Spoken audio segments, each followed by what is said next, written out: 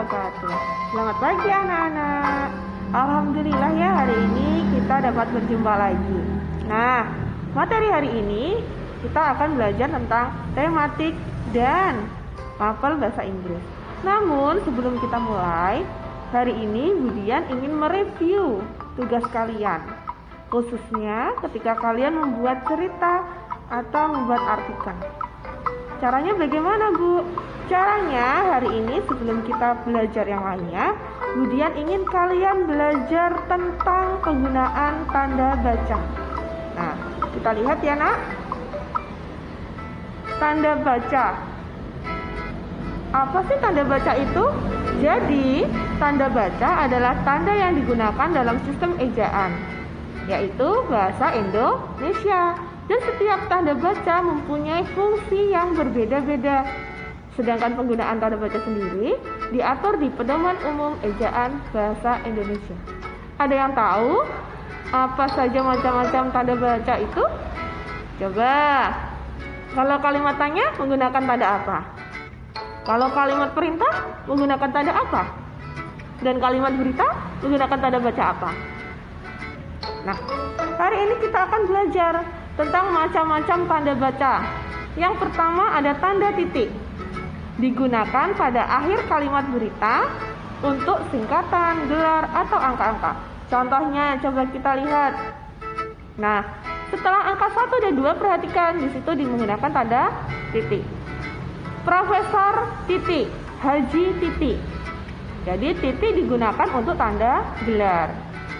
Nomor 2, ibu membeli adik sepeda baru. Nah, di situ adalah kalimat berita sehingga menggunakan tanda titik. Kita lihat untuk tanda koma digunakan untuk perincian. Kita lihat perincian seperti apa sih? Nah, nomor 2 perhatikan, ibu membeli tomat, koma, seledri, koma, dan cabai di warung. Jadi ketika merinci tomat, seledri, cabai itu harus memakai tanda koma. Kemudian yang contoh yang pertama adalah penggunaan gelar setelah nama juga diberi tanda koma. Guruku bernama Dian Ratnaningsih, koma, S.Pd. Gitu ya, Nak ya. Sekarang kita lanjut, apalagi ya? Oh, ternyata ada tanda titik 2.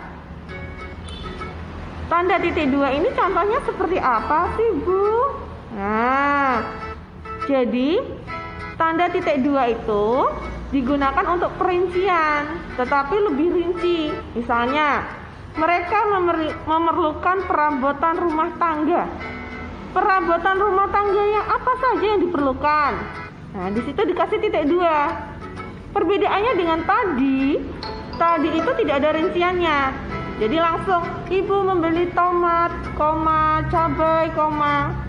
Berbeda lagi nanti ketika menulis ibu membeli sayur-sayuran. Nah, sayuran itu dirinci. Berarti tidak menggunakan koma tetapi menggunakan titik 2 seperti contoh yang pertama. Paham anak-anak?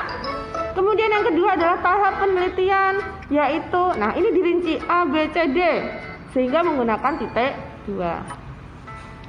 Ada tanda hubung.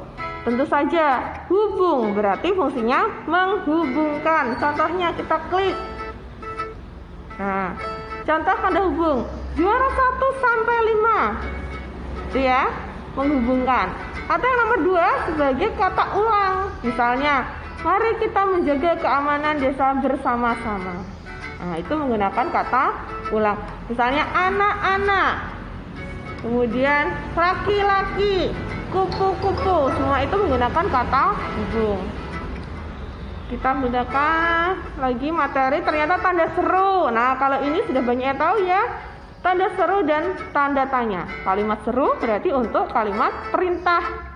Sedangkan tanda tanya untuk kalimat tanya. Tanda kurung. Tanda kurung berfungsi untuk menjelaskan suatu istilah.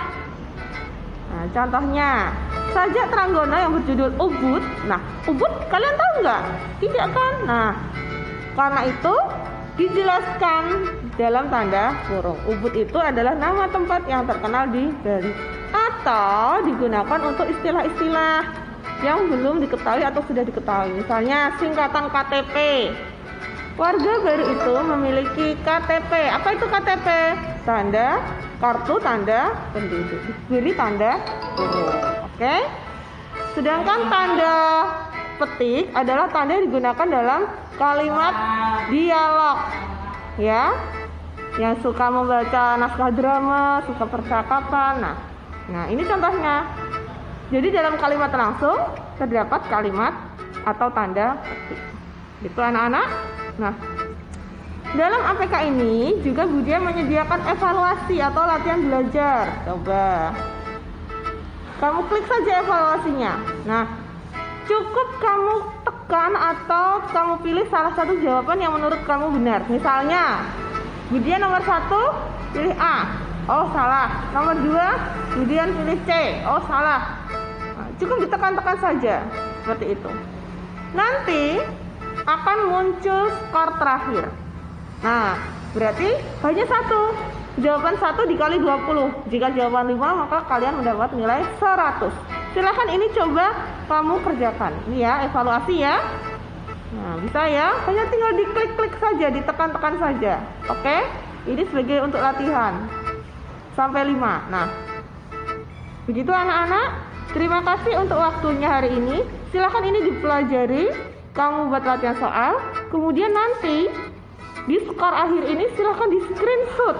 Kemudian kirimkan ke WA Budian. Begitu ya. Sambil menunggu tugas dari Mamski. Oke? Selamat belajar anak-anak.